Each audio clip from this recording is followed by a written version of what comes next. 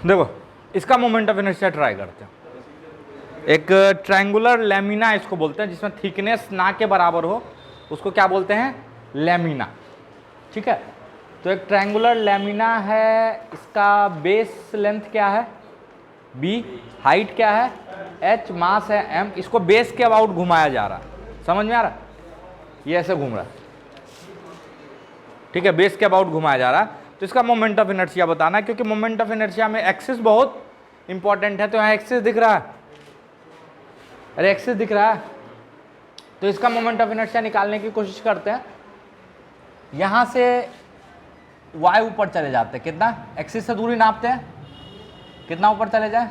y, और एक छोटा सा एलिमेंट मान लेते हैं dy का। कितना बड़ा एलिमेंट ले रहा है? dy। अच्छा, इसका मास m है, तो मास पर यूनिट एरिया क्या होगा, आप ही बताओ।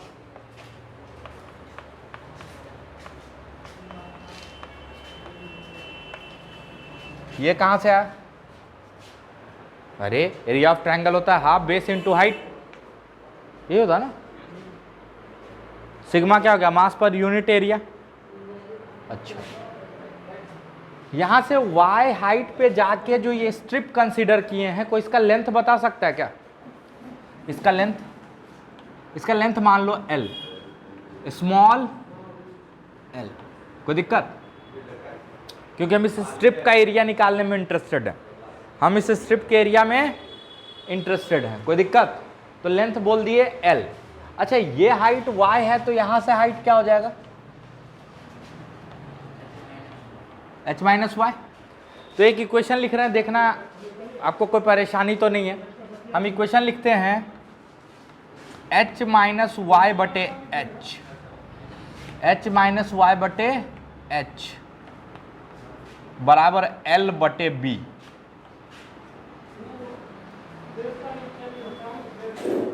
सिमिलर ट्रायंगल 9th में पढ़े होगे आप लोग सर, है ना। तो l क्या हो जाएगा?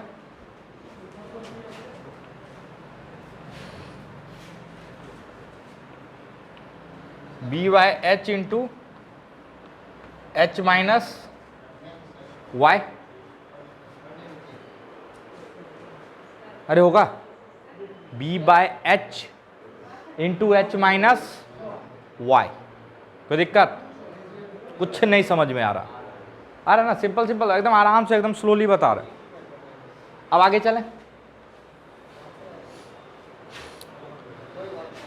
इसका मास क्या हो जाएगा? छोटे से एलिमेंट का छोटा सा मास क्या हो जाएगा? dm बराबर sigma into D A, sigma into D A. D A क्या होगा? Length into width. तो लेंथ है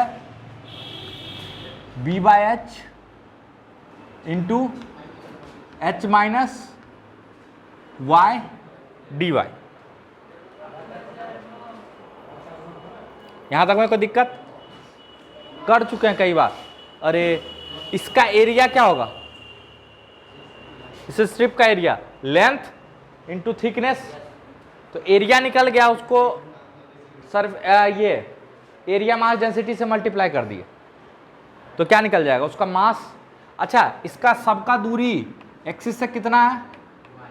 तो इसका मोमेंट ऑफ इनर्शिया क्या लिखोगे इस एलिमेंट का?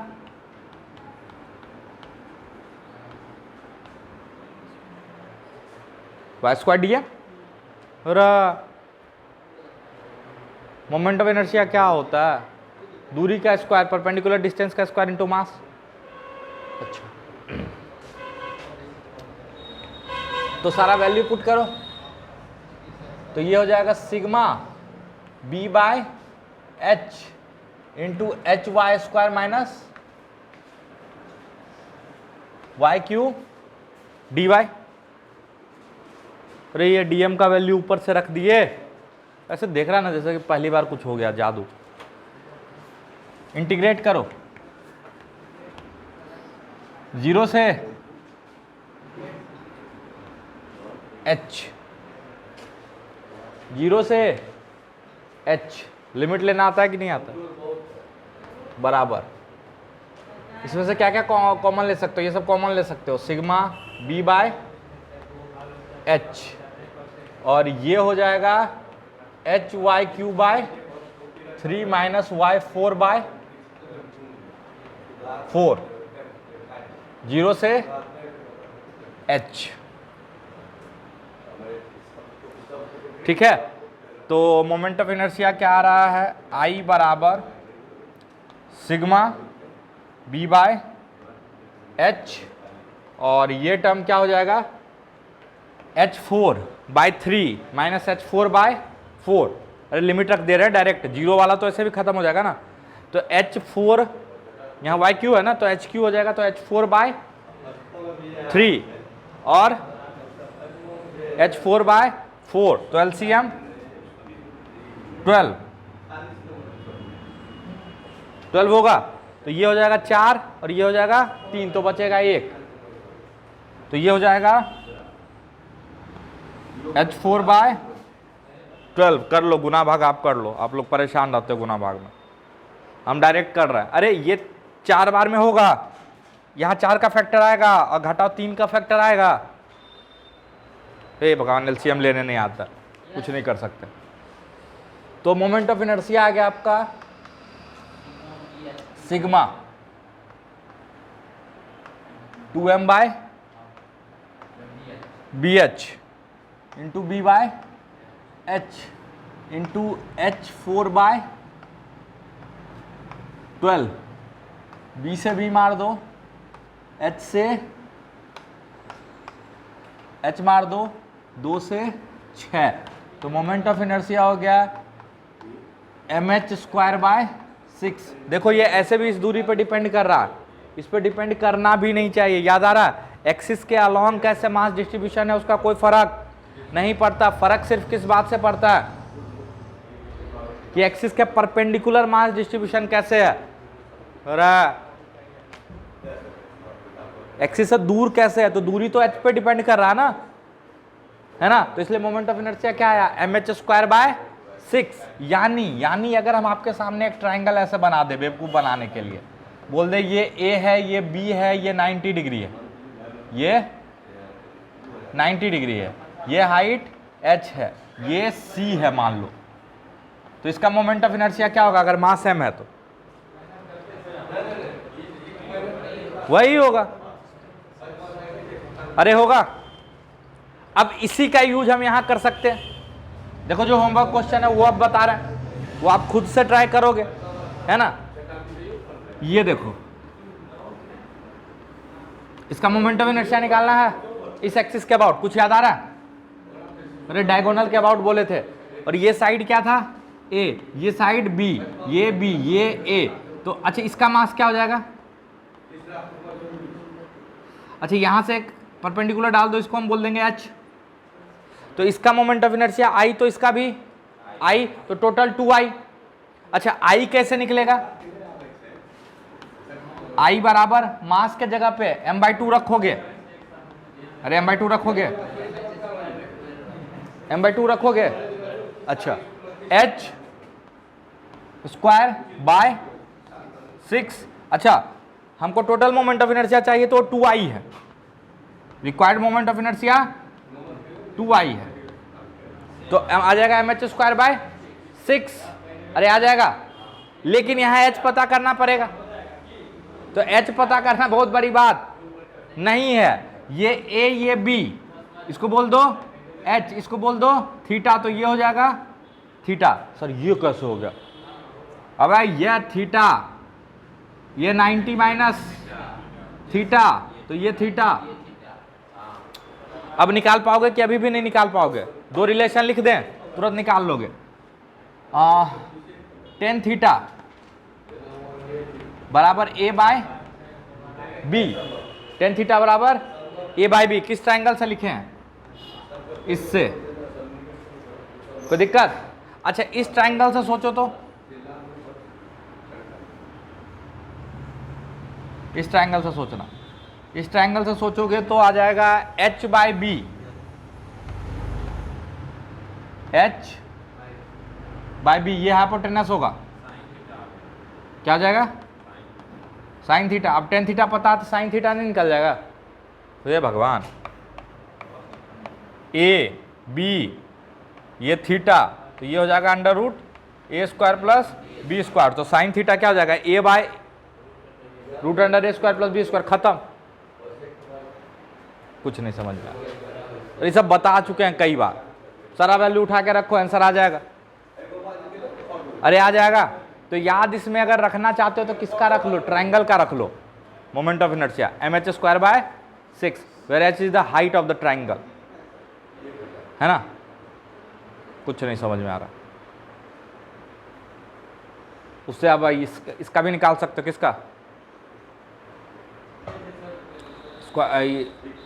रेक्टेंगुलर प्लेट का डायगोनल के अबाउट निकाल लोगे। अब एक और होमवर्क दे दें, कल ट्राई करके आओगे। एक तो ये कर लोगे, एक ये ट्राई कर लेना।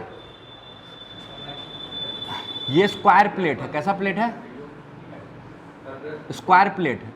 कैसा प्लेट है? स्क्वायर प्लेट है। और एक्सिस एक ऐसे है, देखो ध्यान से, है ना? ये एंगल है 15 डिग्री, बता दे रहा। ये मान लो प्लेट है, ठीक है, और एक्सिस ऐसे है, ठीक है, ऐसे। ये इसके अबाउट घूम रहा है पूरा। और समझ में आया? एक्सिस से कितना एंगल बना रहा है? 15 डिग्री। तो इसके अबाउट मोमेंट ऑफ इनर्शिया बताना, ट्राई करना, है ना? ये 15 डिग्री है, इसके about moment of inertia try कर। नहीं बनेगा तो हम हैं, अरे हैं कि नहीं, है ना? और एक बनाना। हम क्या बोले? मोमेंट ऑफ इनर्शिया से होमवर्क दे के खत्म कर देंगे, है ना? हाँ, सिलेंडर का इसके अबाउट निकालना सीखे तो सॉलिड सिलेंडर का याद करो। इसके अबाउट सीखे ना?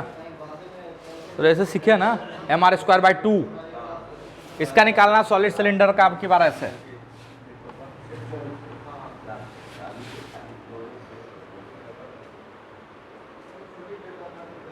ठीक है, सॉलिड सिलेंडर के बीच से पास करता हुआ जो एक्सिस है। कोई दिक्कत? ये दोनों आपका होमवर्क, ठीक है? तो यहां तक जल्दी से नोट करो, फिर आगे की कार्रवाई करते हैं हम लोग।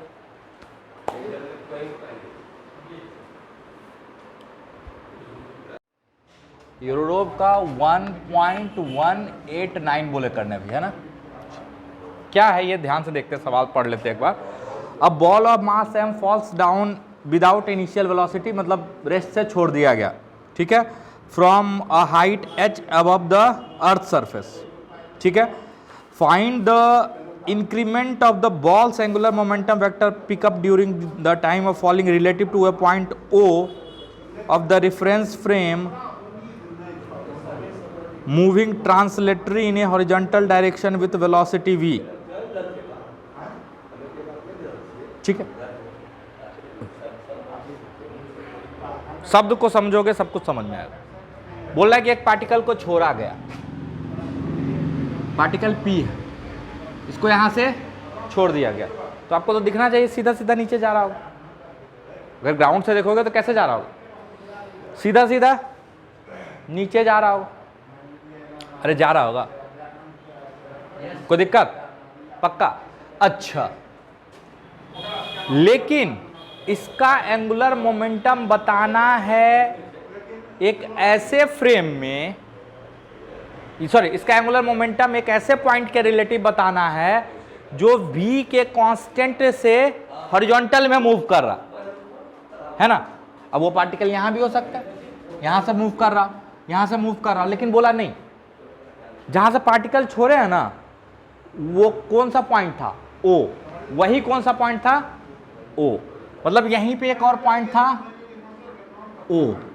ये पॉइंट इधर मूव कर रहा है V से, और ये नीचे जाएगा कांस्टेंट एक्सेलरेशन G से। अरे जाएगा। तो पहला तरीका तो ग्राउंड के रिलेटिव O का कोऑर्डिनेट लिखो, P का कोऑर्डिनेट लिखो, एंगुलर मोमेंटम निकालो। हाँ, O जहां से छोड़ा गया ना वो पॉइंट भी मूव कर रहा V से। पहला तरीका यह है कि O का कोऑर्डिनेट लिखो, है ना। इसको ओरिजिन मान के ओ का कोऑर्डिनेट लिख दो, इसको ओरिजिन मान के पी का कोऑर्डिनेट लिख दो। ओ के रिलेटिव एंगुलर मोमेंटम लिखना है तो ओ पे बैठ के पी का रिलेटिव पोजीशन वेक्टर लिखेंगे, याद आ रहा है? अरे जिसके अबाउट एंगुलर मोमेंटम लिखते हो वहां से पोजीशन वेक्टर ड्रॉ करते हो ना। तरीका नंबर 1, उससे भी बनेगा। तरीका नंबर 2, ओ पे ही क्यों ना बैठ जाए, ओ पे बैठ जाए। अरे ओ पे बैठ जाए, बोलोगे सर ओ पे बैठने का क्या फायदा होगा, बता रहे ना फायदा। जैसे ही ओ पे बैठोगे, ओ पे बैठोगे तो अब ओ तो नहीं चलेगा, लेकिन P के पास हॉरिजॉन्टल डायरेक्शन में कांस्टेंट वेलोसिटी भी आ जाएगी, इस डायरेक्शन में, और आ जाएगा। मतलब O पे बैठोगे तो P आपको कुछ ऐसे चलता हुआ दिखेगा, G एक्सीलरेशन से इधर और V से इधर, और ऐसा चीज तो हम कई बार कर चुके हैं। इसका मोशन हमको तुरंत पता चल जाएगा कि क्या होगा, प्रोजेक्टाइल। अरे P का मोशन ऐसा ही होगा ना, होगा। अच्छा हम कहाँ बैठ गए हैं, O पे। कहाँ बैठ गए हैं, O पे। इसको बोल देते हैं X, इसको बोल देते हैं Y। P ऐसे चलता हुआ दिखेगा। अच्छा P का कोऑर्डिनेट किसी भी टाइम पे O के रिलेटिव P का कोऑर्डिनेट क्या होगा, सब O के रिलेटिव लिख रहा है, तो P का कोऑर्डिनेट हो जाएगा मेरे हिसाब से VT I कैप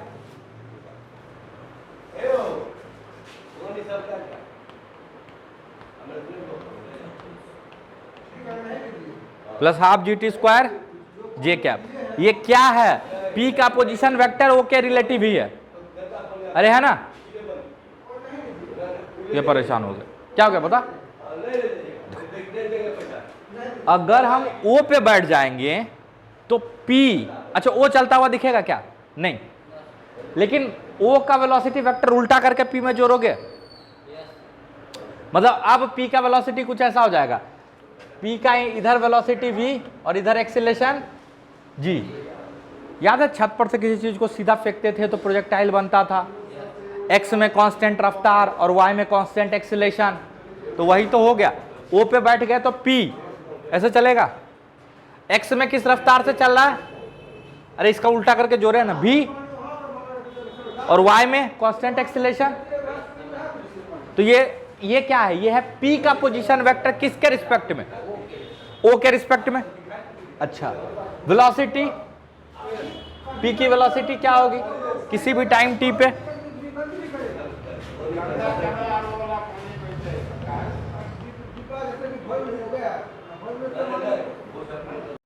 अच्छा सब काम हम O के फ्रेम में ही कर रहे हैं, है ना, मतलब बेसिकली हम O पे बैठे हुए हैं तो O के हिसाब से एंगुलर मोमेंटम लिख दो, angular momentum about O equal to m r cross V। अरे होगा, अरे होगा। अच्छा पूछा है इंक्रीमेंट इन एंगुलर मोमेंटम, तो शुरू में एंगुलर मोमेंटम क्या था, 0। अरे वहीं पे थे, वहीं पे थे, तो आर वेक्टर 0 हो जाएगा, तो एंगुलर मोमेंटम 0 हो जाएगा। लीनियर मोमेंटम था, अगर O के रिलेटिव सोचोगे तो P मूव कर रहा था इधर V से, अरे O पे बैठ गया ना हम, तो P तो मूव कर ही रहा था V से, लेकिन एंगुलर मोमेंटम 0 था, रीजन बीइंग कि R 0 था, है ना। तो इंक्रीमेंट इन एंगुलर मोमेंटम मतलब final angular momentum minus initial angular momentum का मैग्नीट्यूड, वो मैग्नीट्यूड पूछ रहा है कितने से बढ़ गया होगा एंगुलर मोमेंटम, है ना। तो फाइनल एंगुलर मोमेंटम यानी angular momentum at any time t, m को बाहर रहने दो, I J K, R cross V होता VT हाफ GT स्क्वायर 0, और ये हो जाएगा V GT 0, और m बाहर है ना। तो ये कितना आ जाएगा आप ही देखो, m k वाला इधर से एक्सपेंड करें, अरे इधर से एक्सपेंड करें तो ये हो जाएगा V GT square V minus half V GT square के कैप, तो ये हो जाएगा M V G T square by 2 के कैप। अरे आया, अरे आया। अच्छा, इंक्रीमेंट मतलब क्या बोल रहे हैं, फाइनल माइनस इनिशियल होता है कि initial minus final? Final minus initial. तो फाइनल एंगुलर मोमेंटम यह है, इनिशियल एंगुलर मोमेंटम 0 है, तो इंक्रीमेंट का मैग्नीट्यूड क्या हो जाएगा, आप ही बताओ। M B G T square by 2, खत्म।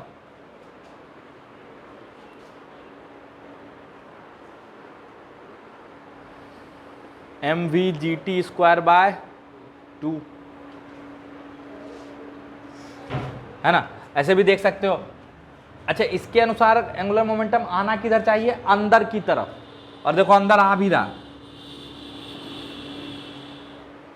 और किसी भी टाइम टी पे पार्टिकल यहाँ कहीं होगा, ऐसे चल रहा होगा, और इसका पोजीशन वेक्टर ऐसे होगा, तो आर क्रॉस भी किधर आ रहा, अंदर। और ये क्या बता रहा, के कैप। यहाँ पे देखो के कैप का डायरेक्शन अंदर है, एक्स इधर है, वाई इधर माने, तो एक्स क्रॉस वाई के किधर है, अंदर है, तो आ गया। डायरेक्शन भी सही है ना, बट डायरेक्शन से अपने को कोई मतलब नहीं है। Half M B G T square, कोई दिक्कत? अरे कोई दिक्कत? कुछ नहीं समझ में आया तो कर लो, रूडोव का ही कर लो। 1.193 1.193, ठीक है।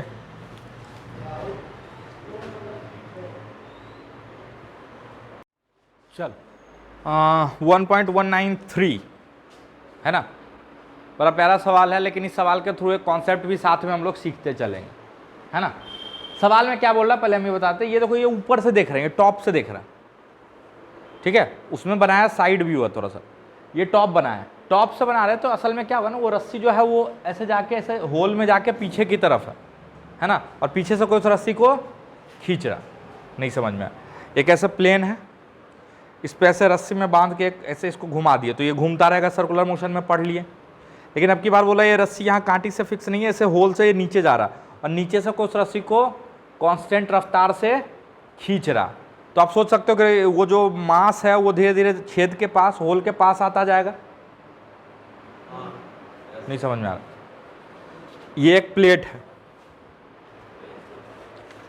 ये प्लेट है, प्लेट पे यहाँ मास है, इसमें एक रस्सी बांध दिए हैं और होल करके रस्सी ऐसे नीचे निकाल दी। इस मास को अगर रस्सी को कांस्टेंट मतलब यहाँ पकड़े रहो और ऐसे घुमा दो तो ये घूमता रहेगा, लेकिन बोला नहीं, इस रस्सी को धीरे धीरे नीचे खींचना।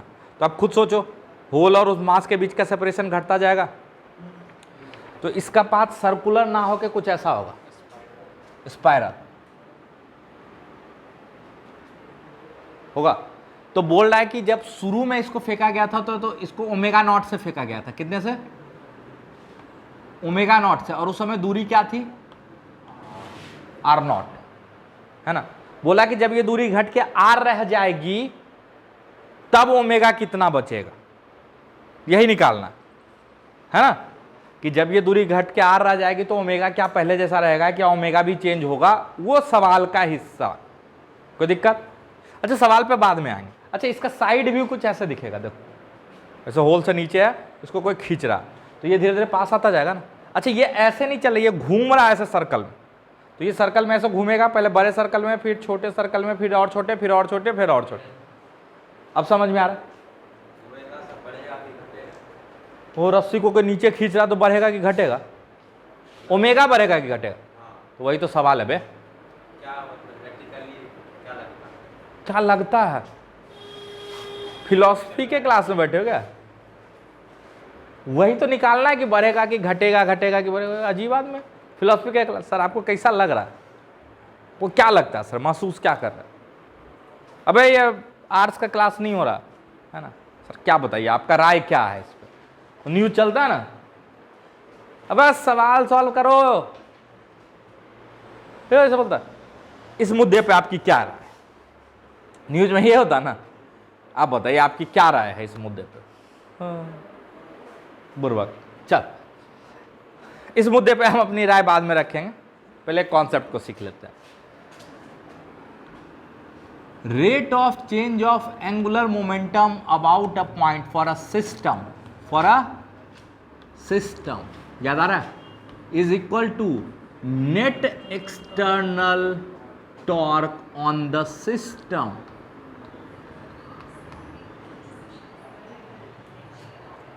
बहुत मेहनत से बहुत शुरू में डिराइव किए थे। क्या ये रिजिड बॉडी के लिए वैलिड है? नहीं, हमेशा वैलिड है, हमेशा वैलिड है, हमेशा वैलिड है।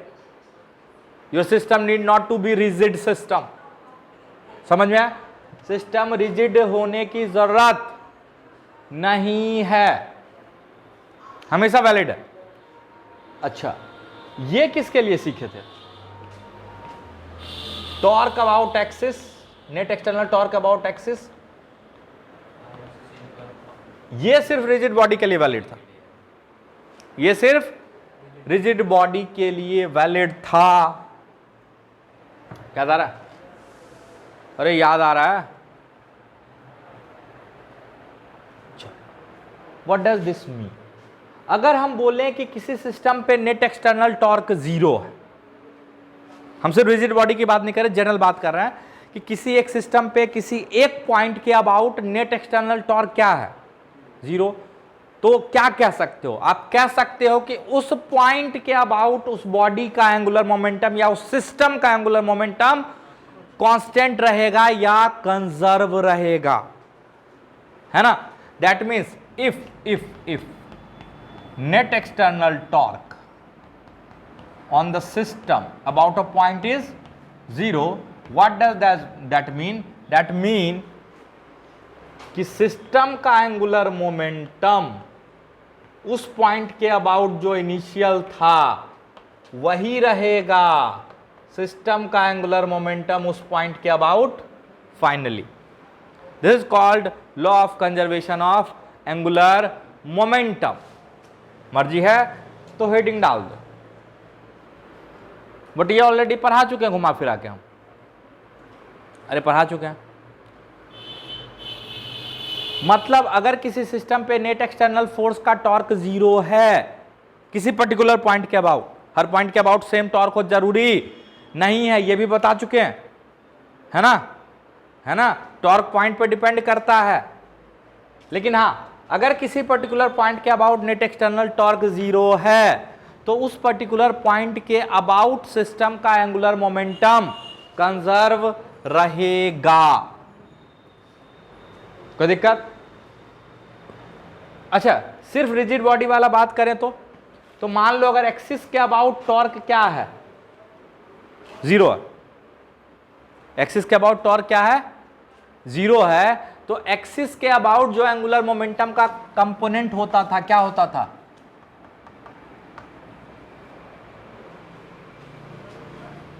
याद आ रहा है? ये रिजिड बॉडी की बात कर रहे हैं।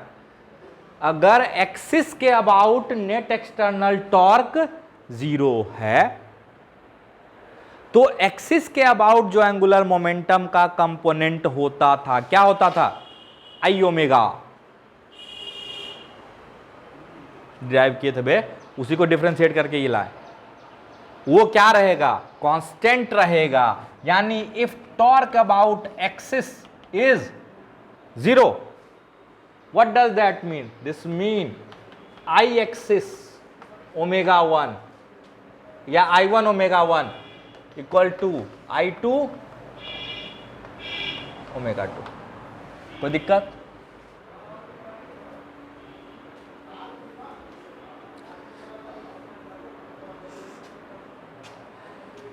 समझ में आया? लेकिन ये तो बड़ा प्यारा सा क्वेश्चन है, हमेशा वैलिड है। अरे है ना? यहां तक में कोई दिक्कत?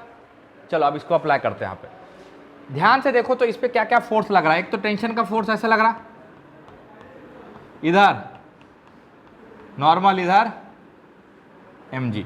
इस पॉइंट के अबाउट, पॉइंट मतलब कौन सा पॉइंट? होल के अबाउट। होल के अबाउट नॉर्मल और mg का टॉर्क जीरो हो जाएगा। कैसे? नॉर्मल और mg बैलेंस हो रहा है, मोशन तो नहीं हो रहा। तो नॉर्मल का टॉर्क जितना एंटी क्लॉकवाइज में उतना ही mg का टॉर्क क्लॉकवाइज में, क्योंकि दूरी सेम है। और n क्रॉस r इधर और mg क्रॉस r इधर, और दोनों बराबर होगा। क्यों? क्योंकि n और mg बराबर है। अरे है ना? टेंशन का टॉर्क इस पॉइंट के अबाउट कितना होगा? टेंशन का टॉर्क इस पॉइंट के अबाउट 0 होगा, क्योंकि टेंशन उसी पॉइंट से पास कर रहा है। कुछ नहीं समझ में आ रहा। टेंशन उसी पॉइंट से पास कर रहा है, यानी line of action of force उसी पॉइंट से पास कर रहा है जिसके अबाउट टॉर्क कैलकुलेट करते हैं, तो उस केस में टॉर्क 0 आता है। टॉर्क का सारा केस बता चुके हैं हम। मतलब इस पार्टिकल पे ध्यान से देखो, भले ही हम इसको खींच रहे हैं बट इस पर नेट एक्सटर्नल टॉर्क क्या है? 0 है। मतलब इसका एंगुलर मोमेंटम ओ के अबाउट क्या रहेगा? कंजर्व रहेगा। तो पहले एंगुलर मोमेंटम ओ के अबाउट क्या था? मान लो ओमेगा नॉट से चल रहा था, तो इसका वेलोसिटी कितना था? ओमेगा नॉट आर नॉट, अरे होता है ना। और एंगुलर मोमेंटम का क्या होता है?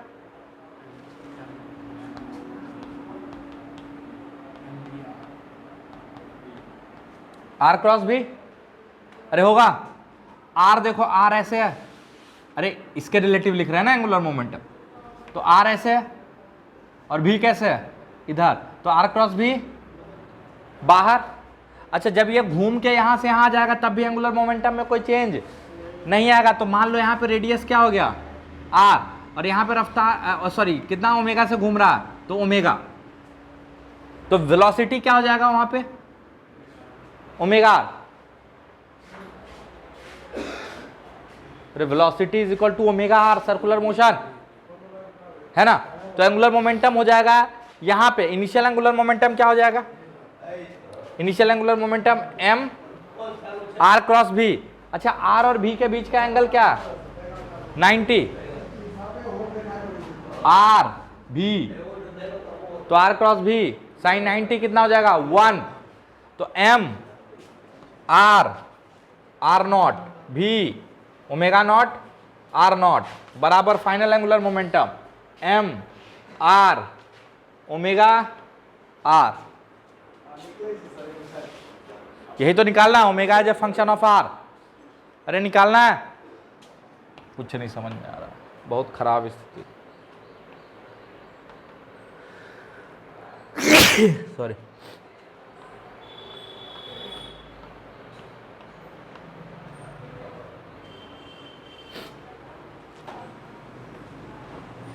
यही आएगा omega as a function of are.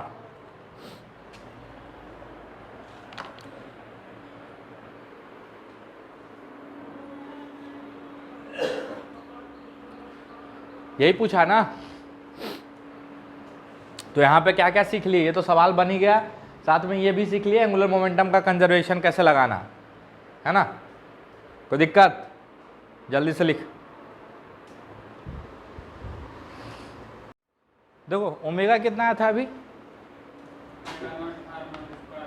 Omega naught, असल में इसमें टेंशन पूछा है जब फंक्शन ऑफ आर है ना। तो टेंशन क्या होगा? सर्कुलर मोशन में, तो net force toward centre equal to M omega square R. तो टेंशन हो जाएगा M omega square R, omega का वैल्यू यहां से उठा के पुट कर देना। अरे हाँ कि ना, तो टेंशन निकल जाएगा है ना। तो ट्राई करो यूरोडोव का 1.251।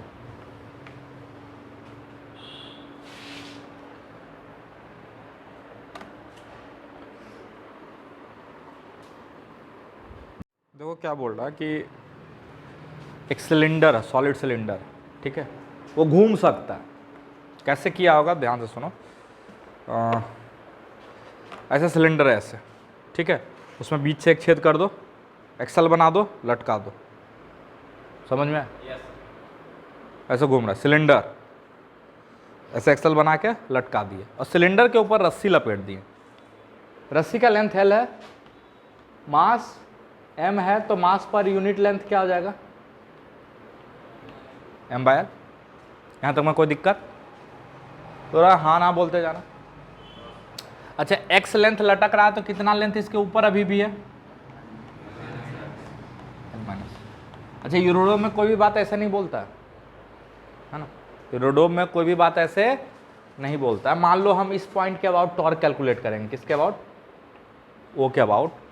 तो अगर बोला कि आपको मान के चलना है कि सेंटर ऑफ ग्रेविटी ऑफ जो पार्ट रैप किया हुआ है वो यहीं पे है, पता है इसका क्या रीजन, ये बोलने का क्या रीजन है, किसी को कोई बता सकता है? उसमें बोला है कि centre of gravity of one part is on the centre of cylinder, बोला है उसमें स्पेशली। क्यों बोला पता है? क्योंकि अभी अगर हम टॉर्क का कैलकुलेशन इस पॉइंट के अबाउट करेंगे, ध्यान से सुनना, तो अगर मान लो इसका सेंटर ऑफ ग्रेविटी यहाँ जहाँ से इफेक्टिवली ग्रेविटी काम करता है वो यहाँ ना हो के यहाँ होता, तो हमको उसका mg का टॉर्क भी लेना पड़ेगा। यहाँ ना हो के यहाँ होगा अगर कुछ शिफ्टेड, तो उस mg का भी टॉर्क आएगा ना, और वो जो mg होगा वो ऐसे घुमाना चाहेगा ना। लेकिन बोला नहीं, इसका जो मास है सिलेंडर का वो तो सेंटर पे है ही। हम अभी तक सिखाते आ रहे हैं कि जो सेंटर ऑफ ग्रेविटी होता है वही आपके लिए सेंटर ऑफ मास और सेंटर ऑफ ग्रेविटी में कोई फर्क नहीं है, वो हम प्रूव भी करेंगे अभी आपके लिए, है ना। अर्थ सरफेस पे जहां पे जी का वैल्यू में बहुत वेरिएशन नहीं है, centre of mass centre of gravity same होता है, वो बोले ना प्रूव करेंगे। अभी आपको कहां से लगता हुआ मानना है वेट को? सेंटर ऑफ मास से, याद आ रहा? तो बोला कि इसका सेंटर ऑफ ग्रेविटी भी यहीं है।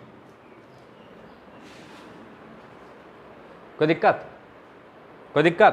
अच्छा, क्या पूछा? एक्सेलेरेशन पूछा है, angular acceleration as a function of x.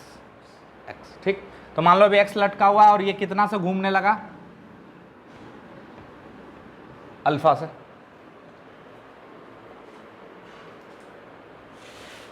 यही सवाल है ना?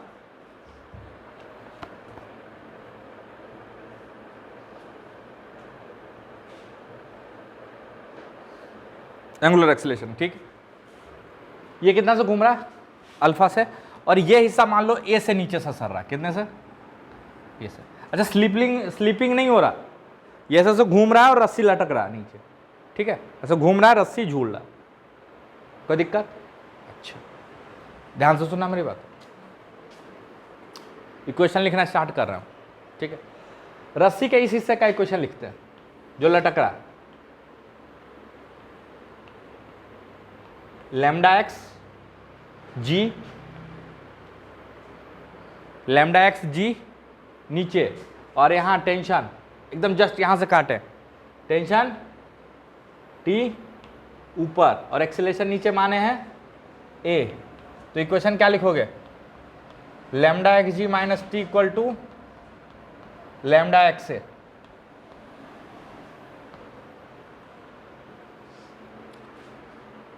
कोई दिक्कत?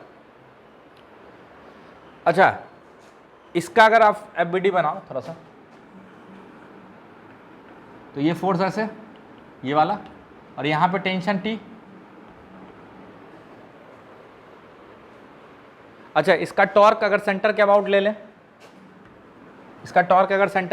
लें, तो क्या लिखोगे? टॉर्क टी इंटू आर, लिखोगे टॉर्क, कि ये भी नहीं लिखना आता, आर क्रॉस एफ, तो टी इंटू आर किधर? Clockwise direction. क्लॉकवाइज कोई प्लस मान लेते हैं क्योंकि अल्फा भी उधर ही माने, है ना। T into R equal to I alpha, I लिखने में सावधान, यहां पे सिलेंडर और सिलेंडर के ऊपर रस्सी भी है, तो सिलेंडर का क्या होगा? प्लस रस्सी इस पे थोड़ा सा लपेटा हुआ, तो वो उसको आप कैसे ट्रीट करोगे? रिंग की तरह। अच्छा, उसका रेडियस क्या लोगे? जो सिलेंडर का रेडियस है, क्योंकि बोला थीन कॉर्ड, हर टर्म वो बहुत बारीकी से यूज किया। थीन कॉर्ड बोलने का मतलब है कि उसका रेडियस वही है जो सिलेंडर का रेडियस है, ये नहीं कि उस पर मोटा होकर ऊपर चला गया, नहीं, एकदम उसी पे चपटा हुआ, है ना। तो उसके लिए लिखोगे लैम्डा, कितना मास बच रहा है उस पर? Lambda L minus X M, ring का क्या लिखते हो? M R square. ये हो गया नेट क्या आपका? I alpha. अरे torque equal to I alpha, हे भगवान,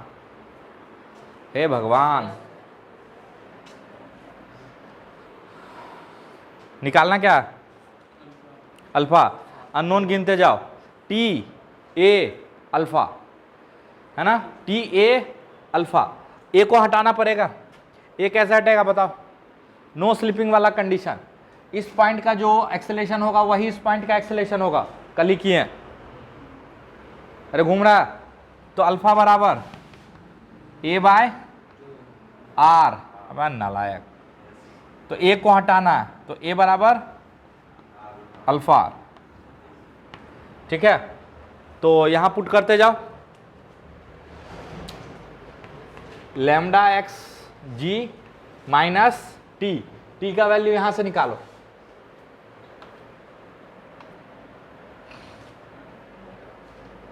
ठीक है, तो टी का वैल्यू क्या लिखोगे, m बाय 2 इंटू आर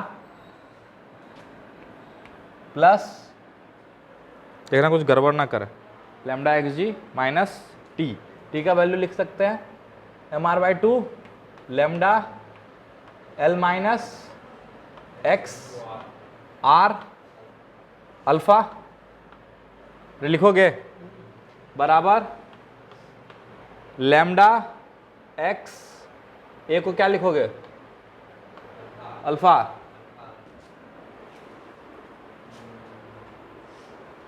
लिखोगे ना, तो सॉल्व कर लो यहां से अल्फा के लिए, जल्दी से सॉल्व करके बताओ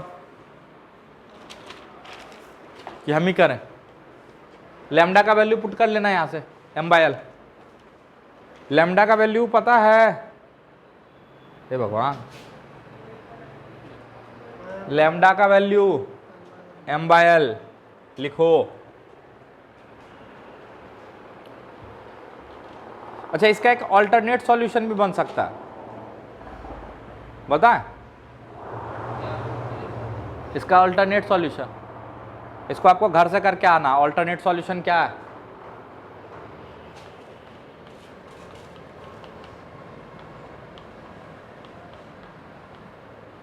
देखना एक लाइन में आंसर आएगा, याद आया, अरे इसका एंगुलर मोमेंटम लिख देना और उसको डिफरेंशिएट कर देना और एक्सटर्नल टॉर्क के बराबर कर देना, होमवर्क है कल करके लाओगे, ये पार्ट होमवर्क है कल करके आओगे, बट इसको सॉल्व करके तो बताओ, अरे यार अल्फा वाला सारा टर्म एक साथ करो, लैम्डा को लिखो एम बाय एल एक्स जी, ये इधर चला जाएगा, अल्फा आर, इसमें भी आर है इसमें भी आर है, कॉमन ले लें, अल्फा आर, अब ब्रैकेट में क्या क्या बचेगा, एम बाय 2 प्लस लैम्डा को लिख सकते हैं M by L into L minus X, कुछ नहीं समझ में आ रहा, अरे लिख सकते हैं, ये उधर जाके प्लस ही होगा ना, ठीक तो लिख रहा है, और ये वाला टर्म यहां बचेगा लैम्डा एक्स, तो plus M by L X, सबका आ रहा है ऐसे, अरे सबका आ रहा है, अब अल्फा क्या आ जाएगा, डिवाइड कर दो,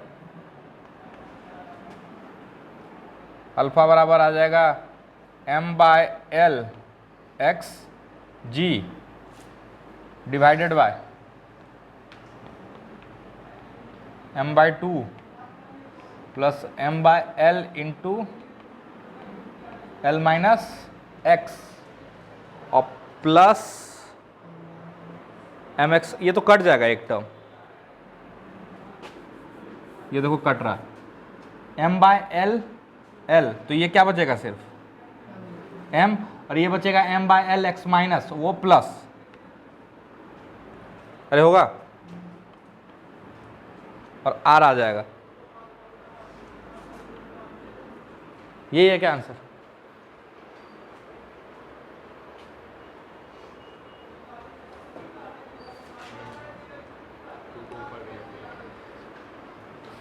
ठीक है, 2 को ऊपर भेज सकते हो, कोई दिक्कत? अरे जल्दी से लिखो, एक छोटा सा और पार्ट है उसको कर ही लेंगे अभी।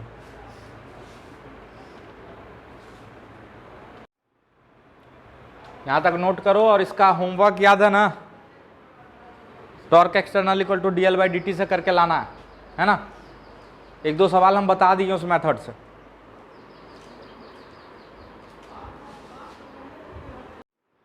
थोड़ा सा बात करेंगे effective point of application of force पे। यहीं से आपका आएगा कि हाँ हम वेट को कहाँ से लगता हुआ मान लेते हैं, सेंटर ऑफ मास से, जो बेसिकली सेंटर ऑफ ग्रेविटी से मानना चाहिए, बट हमारे लिए सेंटर ऑफ मास और सेंटर ऑफ ग्रेविटी में बहुत फर्क नहीं आएगा, वो भी दिखा देंगे, है ना। तो पहले समझते हैं कि ये effective point of application of force है क्या, समझ में आया? जैसे मान लो एक बॉडी, ये इसके अबाउट हिंज किया, ठीक है, इसके अबाउट घूम सकते हैं, कोई दिक्कत? एक फोर्स यहां लग रहा, RI पे, R1 पे फोर्स लग रहा है F1, R2 पे फोर्स लग रहा है F2, है ना। इसी तरह R3 पे फोर्स लग रहा है F3, कोई दिक्कत? अरे लग सकता है ना, ढेर सारा फोर्स है, लग रहा है अलग अलग जगह पे। तो अगर हम बोले कि इसके अबाउट नेट टॉर्क क्या होगा, तो आप क्या लिखोगे? नेट टॉर्क लिखोगे सिग्मा RI क्रॉस FI। अरे लिखोगे, हे भगवान, नेट एक्सटर्नल टॉर्क यही होगा ना, RI क्रॉस FI, है ना। हम चाहते हैं कि इतना सारा फोर्स की जगह पे, ध्यान से सुनो, हम एक ऐसा सिस्टम चाहते हैं, यही सिस्टम है, ऐसे ही, है ना। तो बड़े लोगों ने बोला, समझदार लोगों ने बोला कि क्या एक ऐसा पॉइंट ढूंढा जा सकता है जहां पे इन सारे फोर्स के बराबर फोर्स लगा दो, मतलब वहां कितना फोर्स लगा दो, F1 plus F2 plus F3 and so on, है ना, लेकिन उसका इफेक्ट वही क्रिएट हो। अच्छा, ट्रांसलेटरी इफेक्ट में तो कोई फर्क नहीं पड़ेगा फोर्स कहां लगाते हो, फर्क किस पे आता है? रोटेशनल इफेक्ट पे। और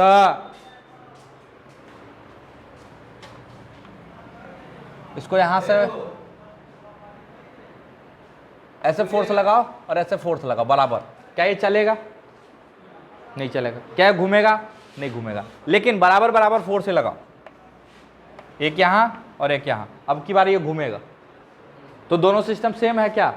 नहीं, दोनों सिस्टम इक्विवेलेंट नहीं बोल सकते, दोनों सिस्टम को इक्विवेलेंट नहीं बोल सकते हैं, ये चीज ध्यान में रखिएगा, है ना। अच्छा, फोर्स तो दोनों में जीरो, इसमें भी नेट फोर्स जीरो और इसमें भी नेट फोर्स जीरो। मान लो ये 10 न्यूटन, लेकिन ये इक्विवेलेंट सिस्टम नहीं है, समझ में आया? दोनों चीज देखना होगा ना कि रोटेशन भी वैसा ही हो और ट्रांसलेशन भी सेम हो, ठीक है। इसमें भी सेंटर ऑफ मास का एक्सेलरेशन क्या होगा? जीरो, इसमें भी सेंटर ऑफ मास का एक्सेलरेशन जीरो होगा। पता असल में क्या होगा? ये बॉडी सेंटर ऑफ मास के अबाउट घूमने लगेगा, ठीक है। तो सेंटर ऑफ मास तो अभी भी रेस्ट पे है और इसमें भी रेस्ट पे, लेकिन बॉडी एक में घूम रहा है और एक में, तो दोनों सिस्टम इक्विवेलेंट नहीं, समझ में? अच्छा, मतलब इन सारे फोर्स के जगह पे एक सिंगल फोर्स लगा दो तो चलेगा, तो वो तो ट्रांसलेटरी इक्विलिब्रियम को कर देगा, मैनेज कर लेगा, लेकिन रोटेशनल इक्विलिब्रियम को मैनेज नहीं कर पाएगा। तो बोला गया कि क्या ऐसा कोई एक पॉइंट, मतलब इन सारे फोर्सेस के जगह पे एक लौता फोर्स लगाएं, है ना, क्या ऐसा ढूंढा जा सकता है?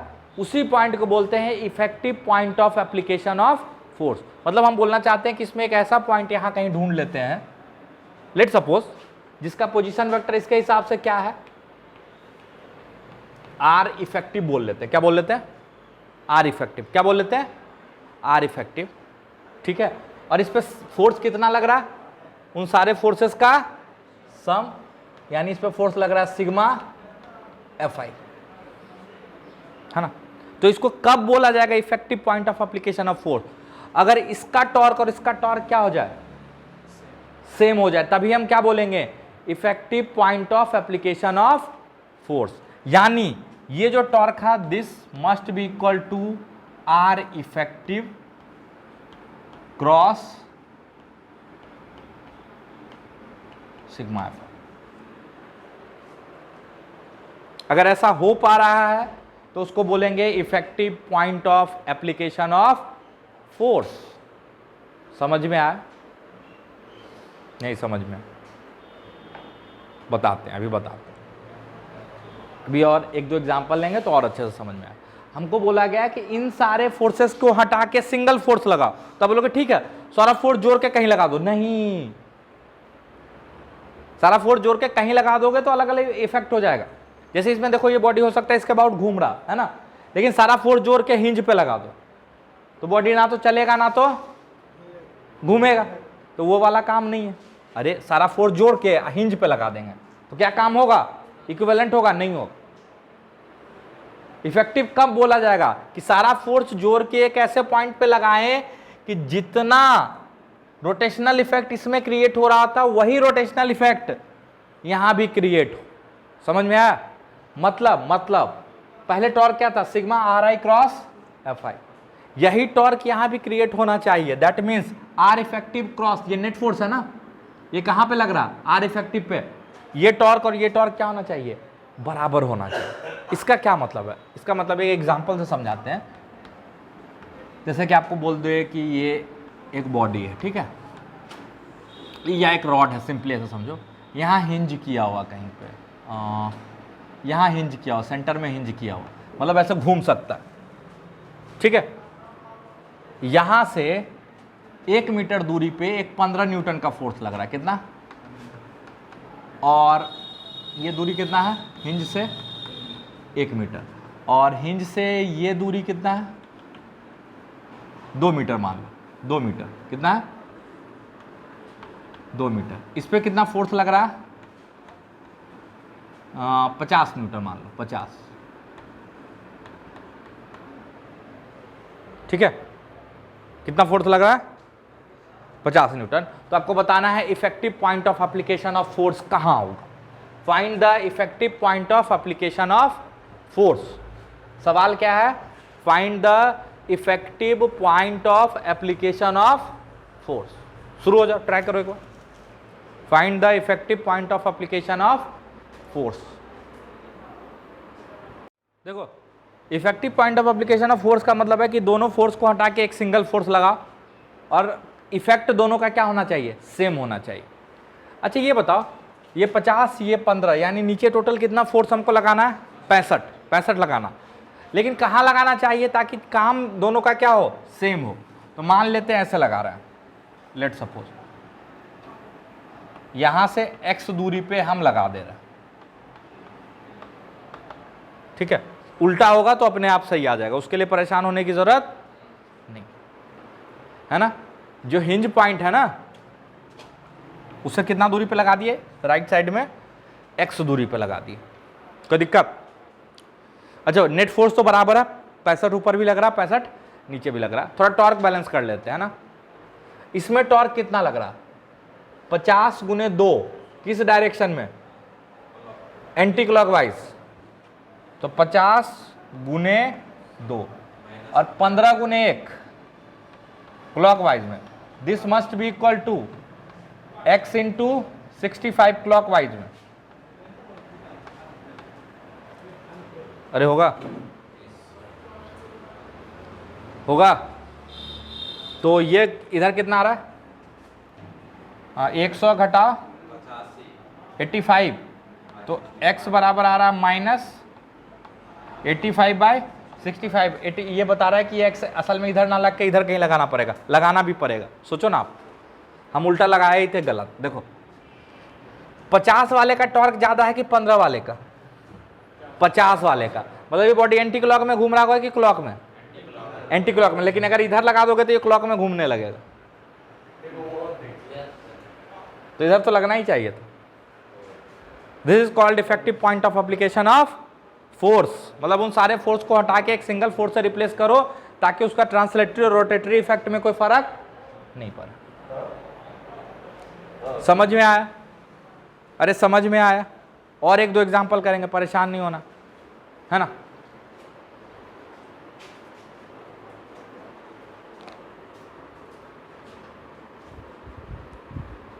अब हम लोग बात करेंगे effective point of application of force of gravity. मतलब अलग अलग जगह ग्रेविटी के जगह पे हम सिंगल एक पॉइंट पे ग्रेविटी लगाना चाहते हैं, और इसी को नाम देते हैं हम लोग सेंटर ऑफ ग्रेविटी। क्या नाम देते हैं? Centre of gravity, CG. Centre of mass CM, centre of gravity CG. कोई दिक्कत? चल, मान लो एक बॉडी, ये ओ पॉइंट, ठीक है। कोई भी आईएथ पार्टिकल है जिसका मास क्या है? एम आई। तो इस पे फोर्स ऑफ ग्रेविटेशन कितना लग रहा होगा? एम आई जी आई। और इसका ओ से पोजीशन वेक्टर क्या है? आर आई। अब बोलोगे सर जी आई आप अलग क्यों ले रहे हैं? देखो अर्थ के सरफेस पे हम जी आई को क्या मान के चलते हैं? कांस्टेंट, है ना। Where G is the acceleration due to gravity. अरे एक्चुअली में जी क्या है?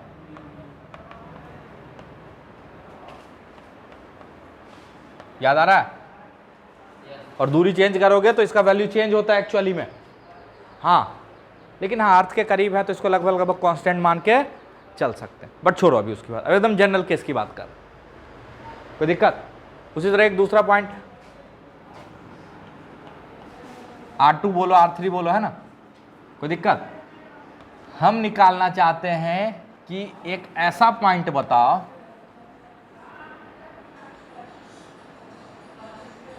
जिसको हम लोग क्या बोलेंगे? Centre of gravity. जिसको हम लोग क्या बोलेंगे? Centre of gravity. और उसका पोजीशन वेक्टर क्या लिखेंगे हम? Are C ji. Are C जी, ताकि यहां पे हम सारा ग्रेविटेशनल फोर्स लगता हुआ मान लें।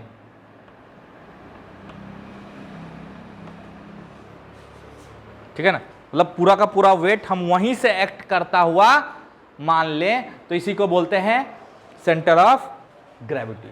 हम चाहते हैं कि अलग अलग जगह लग रहा ना, इस पॉइंट इस मास के लिए यहाँ, इस मास के लिए यहाँ, इस मास के लिए यहाँ, इस मास के लिए यहाँ। हम ऐसे नहीं चेक करना चाहते। हम चाहते हैं कि जो पूरे बॉडी का वेट है उसको कहीं एक पॉइंट पे हम लगता हुआ मान सकते हैं। क्या? उसी को हम लोग बोलेंगे सेंटर ऑफ ग्रेविटी। बेसिकली ये है effective point of application of force of gravity, है ना। अरे अभी जो सीख रहे थे इफेक्टिव पॉइंट ऑफ एप्लीकेशन, वही तो है। अच्छा, इस केस में ओ के अबाउट टॉर्क क्या होगा? तो सर टॉर्क हो जाएगा sigma R I cross M I G I. होगा? अरे होगा। ये किसके बराबर होना चाहिए? R C G cross sigma M I जी।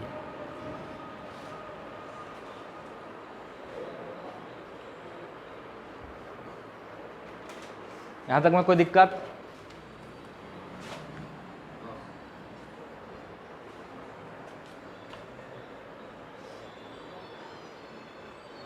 तभी हम इसको क्या बोलेंगे कि सारा का सारा वेट वहीं से एक्ट कर रहा है, ऐसा हम मान सकेंगे, है ना। अरे हाँ ना बोल, इसमें जो टॉर्क क्रिएट कर रहा है वही टॉर्क वहां भी क्रिएट होना चाहिए, हाँ कि ना। तो ये तरीका है क्या निकालने का? सेंटर ऑफ ग्रेविटी निकालने का। कोई दिक्कत? अब हम ऐसे केस की बात करते हैं, अर्थ सरफेस की बात करते हैं, जहां पे G1 equal to G2 equal to G3 and this is equal to G। Earth surface के करीब लगभग इसको कांस्टेंट ले सकते हैं, जो कि रियली में कांस्टेंट है नहीं, है ना। यहां तक में कोई दिक्कत? पक्का? चल, तो उस पर्टिकुलर केस की बात अगर हम करें, ठीक है, थोड़ा सा इस पर डील करते हैं, ठीक। तो आर सी जी क्रॉस, इसको क्या लिख सकते हो?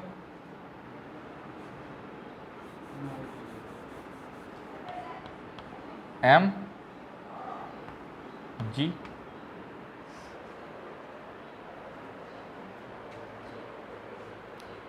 अरे जी को कांस्टेंट ले लिए ना, तो बाहर लोगे तो सिग्मा एम आई क्या बन जाएगा,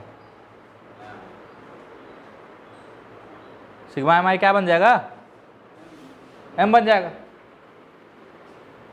इस साइड देखो, इस साइड में अगर इसको आप बाहर ले लेते हो तो इसको आप ऐसे लिख सकते हो, sigma M I R I cross G, ये लिख सकते हो।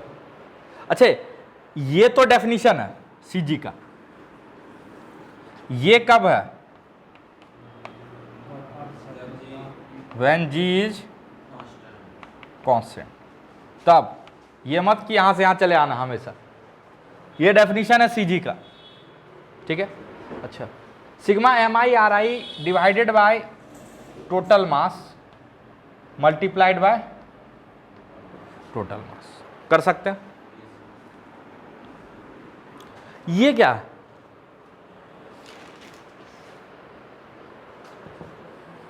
सेंटर ऑफ मास,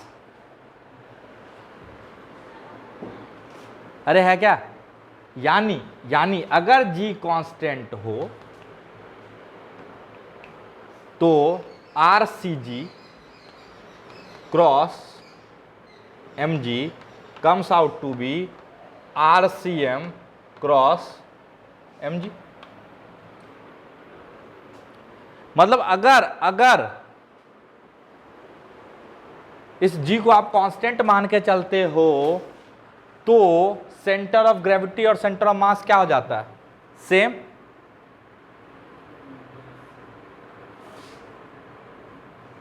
हो जाता है, सेंटर ऑफ मास और सेंटर ऑफ ग्रेविटी क्या हो जाता है, सेम हो जाता है। इसीलिए अभी तक के सारे सवाल में हम बॉडी का वेट कहां से लगता हुआ मान ले रहे थे, सेंटर ऑफ मास से, याद आ रहा। और हम बोले थे कि इसको हम आगे प्रूफ करेंगे, ठीक है। लेकिन ये अर्थ सरफेस की बात कर रहे हैं, क्लोज की, है ना। लेकिन अगर हम लोग स्पेस में हैं जहां पे मेन डोमिनेंट फोर्स सिर्फ और सिर्फ कौन है, ग्रेविटी, अरे जहां का मेन फोर्स क्या है, ग्रेविटी। यहां तो बहुत सारा फोर्स है, फ्रिक्शन है, एयर ड्रैग है, फलाना ढिमका, है ना। लेकिन स्पेस में जहां मेन फोर्स क्या है, ग्रेविटी, तो वहां आप ग्रेविटेशनल फोर्स के वेरिएशन को नेग्लेक्ट नहीं कर सकते हो। वहां थोड़ा सा भी वेरिएशन मायने रखेगा, अरे रखेगा ना, वहां पे थोड़ा सा भी वेरिएशन मायने रखेगा। उस केस में सेंटर ऑफ मास और सेंटर ऑफ ग्रेविटी सेम नहीं होगा, समझ में आया। उस केस में सेंटर ऑफ मास और सेंटर ऑफ ग्रेविटी सेम नहीं आएगा। जैसे बहुत टॉल स्ट्रक्चर है ना, बहुत टॉल स्ट्रक्चर, जैसे मान लो बुर्ज खलीफा, ये अर्थ है ऐसे बना हुआ बुर्ज खलीफा, मान के चलते हैं कि ये कांस्टेंट ही है, सब कुछ वॉल्यूम डेंसिटी वगैरह क्या है, कांस्टेंट है, ठीक है, मान के चल रहे हैं, लेट सपोज। तो इसका सेंटर ऑफ मास नीचे आएगा कि सेंटर ऑफ ग्रेविटी नीचे आएगा, कोई बता सकता है?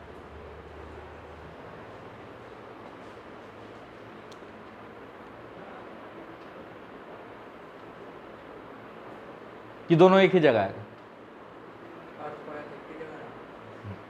ये बहुत ऊंची बिल्डिंग है, अगर ये बहुत ऊंची बिल्डिंग है तो सेंटर मास तो चलो बीच में आएगा, ज्योमेट्रिक सेंटर, लेट सपोज, है ना। सेंटर ऑफ ग्रेविटी थोड़ा सा नीचे आएगा, क्यों नीचे आएगा समझा सकते हैं लॉजिकली। देखो, जैसे जैसे आप ऊपर जाते हो तो जी का वैल्यू घटता जाता है, तो M1 G1 नीचे वाला डोमिनेंट होगा कि ऊपर वाला? नीचे वाला। अरे नीचे जी ज्यादा होगा, ऊपर जी कम होगा, है ना। तो सेंटर ऑफ ग्रेविटी थोड़ा सा नीचे होता है, लेकिन एक्सपेरिमेंटली जब इन दोनों में डिफरेंस देखा गया ना तो बहुत कम होता, बहुत कम, ठीक है। जो कि इतना बड़ा बिल्डिंग है उसका जब ये जो डिफरेंस है वो बहुत कम होता है, तो हम लोग जो छोटा मोटा कार वार का बात कर रहे होते हैं रॉड वुड ऊपर नीचे कर रहे होते हैं, तो उसमें तो सेंटर ऑफ मास और सेंटर ऑफ ग्रेविटी में कोई फर्क लेने की जरूरत नहीं। समझ में आया? और इसका एग्जैक्ट जो वैल्यू है कितना ऊपर नीचे है, बुर्ज खलीफा का है या किसी और बिल्डिंग का, बहुत ऊंचा बिल्डिंग है ना, कितना सेंटीमीटर का डिफरेंस है वो हम डाटा भेज देंगे ग्रुप में।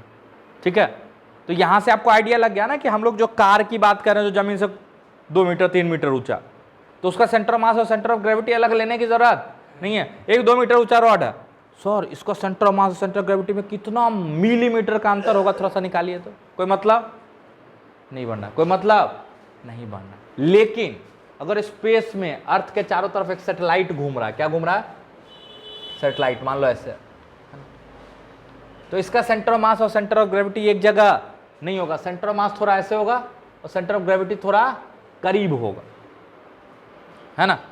जो सैटेलाइट अर्थ के चारों तरफ घूम रहा है तो उसका सेंटर ऑफ मास और सेंटर ऑफ ग्रेविटी में थोड़ा सा डिफरेंस होगा। मान लो ये सैटेलाइट है ना, तो सेंटर ऑफ मास से थोड़ा करीब होगा कौन, सेंटर ऑफ ग्रेविटी।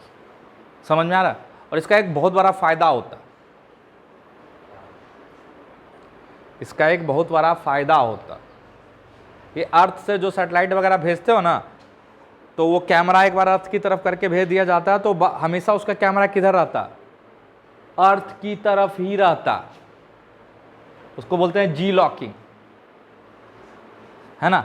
और उसके पीछे यही रीजन, वो कोई जाके उसका कैमरा सीधा नहीं करता। अरे आप ही सोचो कि ये ऐसे भेजे, ये अर्थ है, अर्थ घूम रहा, ठीक है, ये भी घूम रहा, ये भी घूम रहा, तो अगर ये अपने एक्सिस पे नहीं घूमे, सिर्फ रोटेट करे, तो ये कुछ ऐसे रोटेट करेगा, देखो करेगा, तो देखो कैमरा अभी इधर है, बाद में उधर चला जाएगा, लेकिन असल में ये ऐसे रोटेट करता है, ऐसे, ठीक है, ऐसे रोटेट किया ऐसे, और यहां जब आएगा तो फिर ऐसे, मतलब जितना देर में ये अर्थ का चक्कर लगाता है उतने देर में ये अपने एक्सिस पे भी एक बार चक्कर लगा लेता। कुछ नहीं समझ में आया? ये अर्थ है, ये सैटेलाइट है,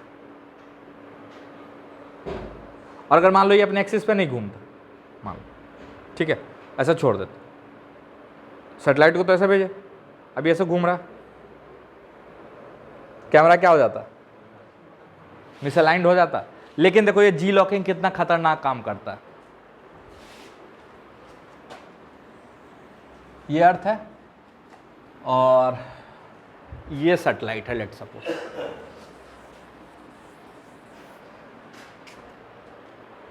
ये सैटेलाइट है,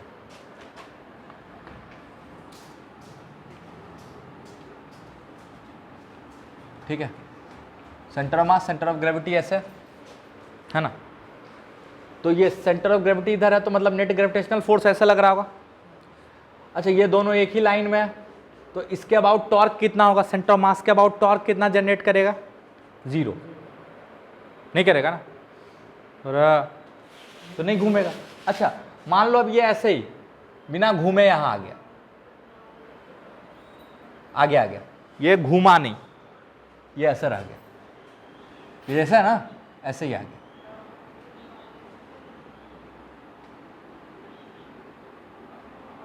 तो ये सेंटर ऑफ ग्रेविटी रहना और ये सेंटर ऑफ मास, तो ये सेंटर ऑफ मास के अबाउट टॉर्क क्रिएट करके उसको फिर से घुमा देगा।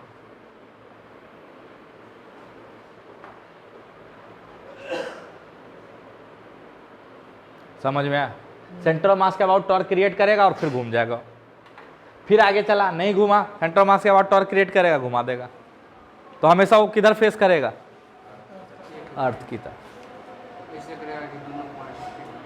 ठीक है, ताकि सेंटर ऑफ मास और सेंटर ऑफ ग्रेविटी अलाइंड है। इसके पीछे का एक रीजन ये है ना कि इसका प्रूफ तो अभी हम नहीं दे पाएंगे, आपके सिलेबस से बहुत आगे की चीज है, कि कोई भी बॉडी अगर अनकंस्ट्रेंट है, मतलब कहीं कील व्हील लगा के नहीं घुमा रहे हैं, कोई भी अनकंस्ट्रेंट बॉडी हमेशा किसके अबाउट घूमता, सेंटर ऑफ मास के अबाउट। जैसे इसको उठाए और ऐसे हवा में फेंक देंगे, नहीं फेंकेंगे, टेंशन मत, है ना, हवा में फेंक देंगे, तो ये पक्का इसके सेंटर के अबाउट नहीं घूमेगा, इसके सेंटर ऑफ मास के अबाउट घूमता हमेशा।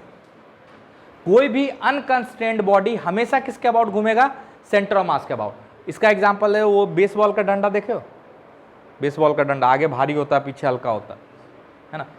उसको आप ऐसे घुमाना, ऐसे आप तो उसके हैंडल के अबाउट घुमाया, ऐसे जब फेंकोगे ना तो फिर हवा में देखना वो जो भारी वाला पोर्शन होता है ना लगेगा उसके अबाउट घूम रहा है ना, वो सेंटर मास के अबाउट घूमने लगता है ना। तो ये अनकंस्ट्रेंड है, उस पर एक्स्ट्रा तो कोई फोर्स है नहीं, कील तो लगा हुआ नहीं है, तो वो हमेशा किसके अबाउट घूमेगा, सेंटर ऑफ मास के अबाउट। तो सेंटर ऑफ मास और सेंटर ऑफ ग्रेविटी हमेशा एक लाइन में आएगा, और जैसे नहीं आएगा तो वेट तो कहां से एक्ट करेगा, सेंटर ऑफ मास से कि centre of gravity, centre of gravity से। वो किसके अबाउट टॉर्क क्रिएट कर देगा, सेंटर ऑफ मास के अबाउट, तो फिर से घुमा देगा। अरे नहीं भी समझ में आया तो चलेगा, ये एक्स्ट्रा नॉलेज। इसी के कारण जो मून है ना, अर्थ और मून, अर्थ और मून, तो ये अर्थ और मून है, देखो ये अर्थ है और ये मून है। तो मून जितने देर में अर्थ का चक्कर लगाता है ना उतने देर में ही अपने एक्सिस पे भी एक बार घूम जाता है। तो हमेशा मून का एक ही फेस अर्थ की तरफ होता है, हमेशा, ठीक है। आप लोग मून का एक फेस कभी देख ही नहीं पाए, बिल्कुल यही वाला का, ठीक है। मतलब जितने देर में ये चक्कर लगाता है अर्थ के चारों तरफ उतने देर में ही वो रिवॉल्व भी हो जाता है अपने एक्सिस पे। दोनों का चेक करना ना पीरियड, रिवॉल्यूशन और रोटेशन का पीरियड सेम आता है मून का। इसीलिए मून का हमेशा एक ही फेस आपकी तरफ होता है, उसका दूसरा फेस आप देखे ही नहीं। समझ में आया? अरे समझ में आया? बाकी इस पे बहुत सारा कहानी है, बहुत सारा, थोड़ा सा एस्ट्रोफिजिक्स में अगर आपकी रुचि होती तो बताते, उसकी ज़रूरत नहीं है ना। इसी के कारण चलो हटाओ कोई बात, यहाँ तक समझ में आया? यहाँ तक समझ में आया? अच्छा, होमवर्क तो दे दिए हम अच्छा खासा, है ना। बाकी आप कल बात करते हैं।